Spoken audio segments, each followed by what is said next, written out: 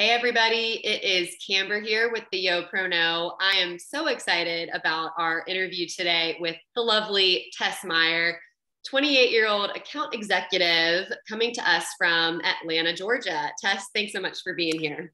Thank you, Camber. Yeah, Camber and I have known each other for a long time, right? Yes, we have. And Since you beat me to 2013. the punch. Yeah, what year? I guess it would be 2013.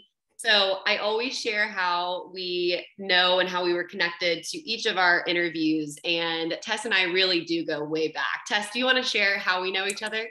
Well, Camber was a freshman on the Furman soccer team. And, as a girl in a sorority, the freshman on the girls club soccer team, you gotta meet them right away. So Camber and I hit it off right away. And actually she ended up turning out to be my little in my sorority, which is exciting. So we definitely go way back.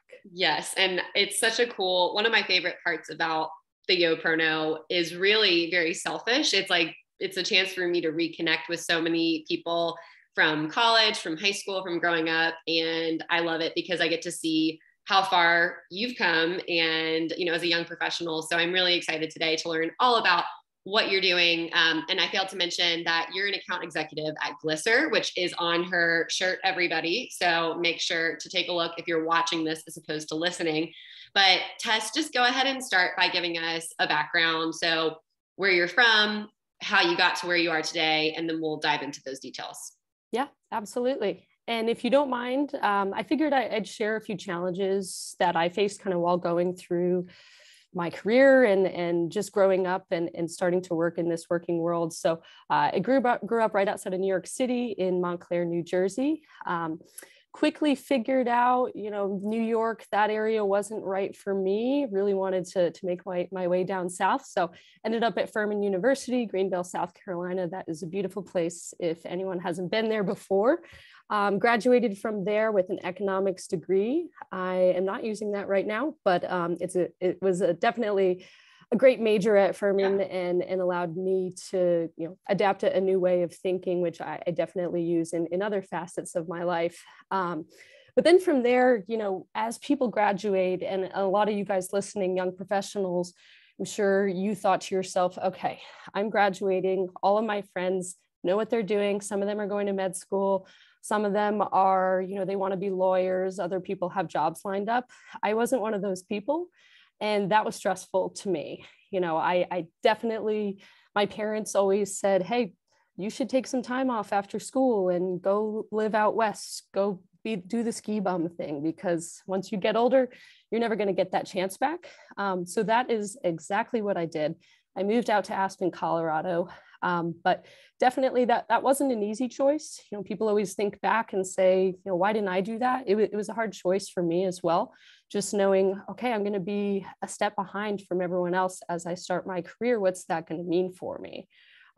So I did end up moving out to Aspen, worked for the ski school, and then worked on the beverage cart, an amazing golf course at the Snowmass Club in Aspen, and got to serve some really high-end people, some famous people. I won't name drop for us, but that was a really incredible experience. Then from there, you get anxious again, and I said to myself, all right, now's the time to go look for a corporate job. Finally logged back into my LinkedIn account and started doing the job search, reaching out to recruiters. But when you don't really know what you want to do with your career, it can be a little bit hard to narrow down, okay, what do I want to apply for? How do I really set myself apart if I don't actually know what I want to get out of this job? So I applied to countless places in countless cities and ultimately actually got pretty frustrated. And I decided, hey, this job market is still going to be here. I'm going to go back to Aspen. I'm going to spend the summer there, I'm going to regroup. And then once I finished that, I said, all right, I have a better idea of where I want to be. I want to be in Atlanta, Georgia.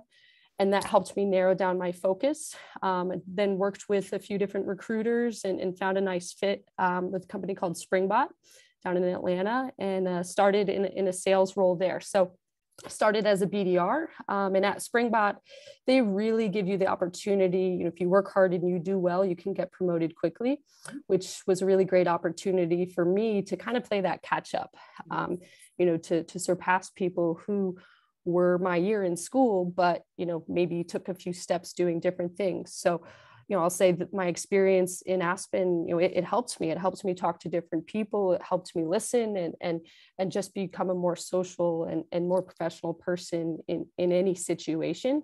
So I was able to get promoted pretty quickly to an account executive position where I was closing deals. At Springbot, we were more so working with small to medium-sized businesses, selling an e-commerce marketing software. So small e-commerce stores, helping them with email marketing, advertisements.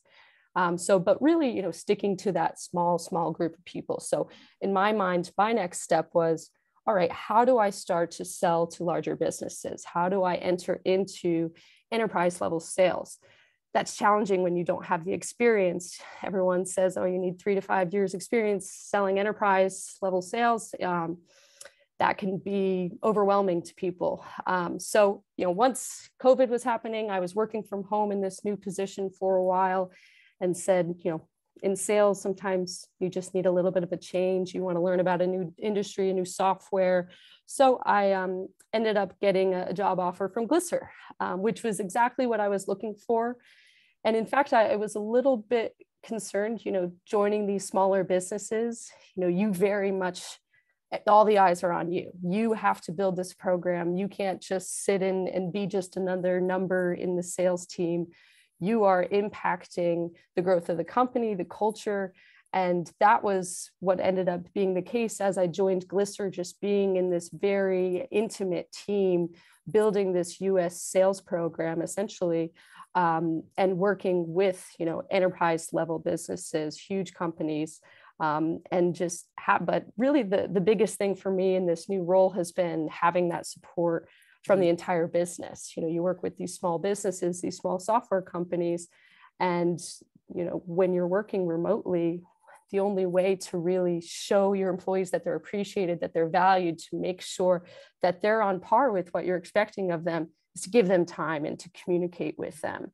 So, sorry, I know I just talked for quite some time there. This is great. I have so many little points going. I don't want to interrupt you. But yeah, so Glisser's been amazing. I do work completely remotely. Glisser is a London-based company. And so I started here 100% remote. And you really have to put yourself out there in order to become ingrained with the company, with the culture, put time on people's calendars and just say, hey, I want to get to know you. Right. Especially, in sales, learning for salespeople is oftentimes, I'm sitting next to you, I'm listening to your call and picking up what you're saying. When you can't do that because we're working virtually, you have to find other ways to learn and to continue to improve yourself. So absolutely. Well, thank you for that overview, Tess. I think that, like I said, I have a few points and a few follow-up questions based on what you just shared. But one thing to note is you're talking about the support that you have at this company. And just in my experience, seeing on your LinkedIn profile already, like just, things I've seen, it looks like your team is very active and also very encouraging, supportive. And that's coming from, I've never met these people. You kind of feel that energy already. And so I just wanted to note that because I've definitely seen that. So I think that's really cool that you have that despite being completely remote. And that's something I absolutely want employers who are watching this to hear, because if you're not doing it right now, if you're not offering some type of remote, it's a problem for young professionals. It just is. 80% of people, I think it is, want to work from home at least 3 days a week, maybe at least 2. So you're going to lose people. It's this great resignation right now. There's lots of jobs available. How do you keep people here? Yeah. People waste so much money hiring, rehiring, training for someone who hasn't stayed there long. So, right. And we're going to talk more about that. But just a few kind of key points that I think you mentioned that I want to reiterate and just pull out is you talked about, at the beginning of your young professional experience when you were out in Aspen, and that was, the start of your young professional journey. You did feel like you were a step behind at points. And so I think that's something that people listening might be feeling themselves, or maybe they can relate to this. So I want to mention that. And then also this concept of just your lack of experience at certain points. And it's frustrating. You create this anxiety among yourself. And so people who are listening, I hope that you can feel reassured that it does work out. But you do need to have this plan. And so that, or you don't need to have a plan, but you do, you'll have a plan that comes, comes to fruition. And so that was my question. You said that when you went back out to Aspen, you knew at that point that you wanted to go to Atlanta, like you made your decision. How did you make that decision? Was it just the time, the extra time that you needed, or like, what were some of those factors that helped you get there? Because that ultimately was like targeting your funnel, and helped you make a decision and ultimately led you to Glisser. So I'm sure people who are listening or watching are like, how did you actually make that decision? Yeah, I think sometimes you just really have to listen to yourself. I think during that time when I was searching for a job in between my stints in Aspen, I was doing that simply because I thought that was the right thing to do. But in reality, my body wasn't ready for it. And spending another 6-7 months there, I felt like, having left that first time, I was like, oh, I miss it there. I wish I was back there. Oh, all the good times I had there. I kind of had to go back and just do it again and say, all right, this is it. Mm-hmm. Putting it all out there. And then essentially just saying, all right, I am ready for something new. Mm-hmm. Your body's you're not going to do something that you're not ready for.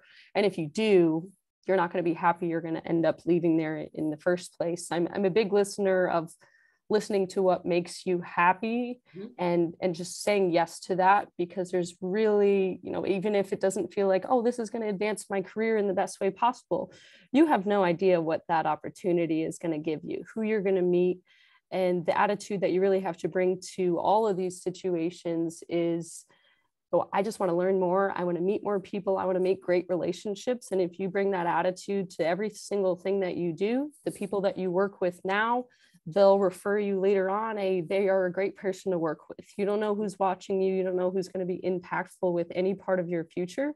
So taking that attitude in everything that you do, no matter the job, I think is so vital. And it's a big thing, especially as you're seeking out jobs. So you might be trying to network with people, hey, I saw that you went to Furman. I'm trying to look for a job. Mm-hmm. Go into those conversations, just not expecting anything from them, but expecting to learn and just having a conversation with someone, because no one's just going to hand you a job. Right. And that's what a lot of people feel like, oh, I'll get lucky and, I'll get this amazing job. That's not how it works. You have to meet people, you have to talk to people, and that will eventually open things up. I don't think you necessarily have to go forward in every step that you're taking, mm-hmm. As long as you're taking a step. Great. I love that.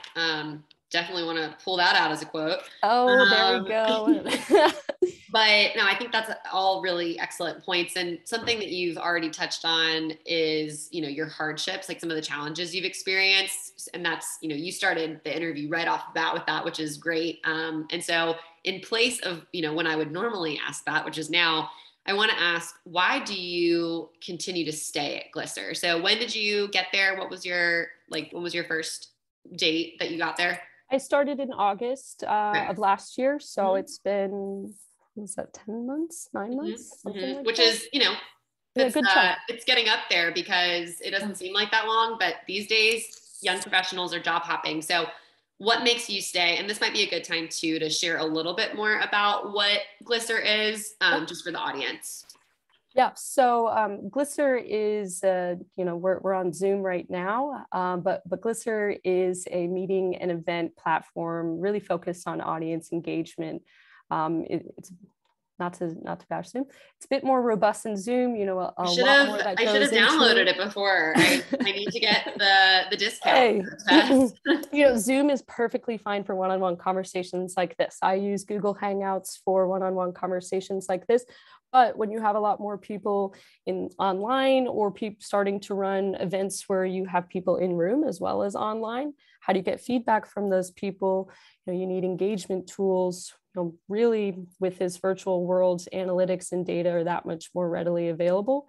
So that's really what we do. We bring teams together, and even marketing events, large corporations, anywhere you want to bring a group of people together and learn something about your audience.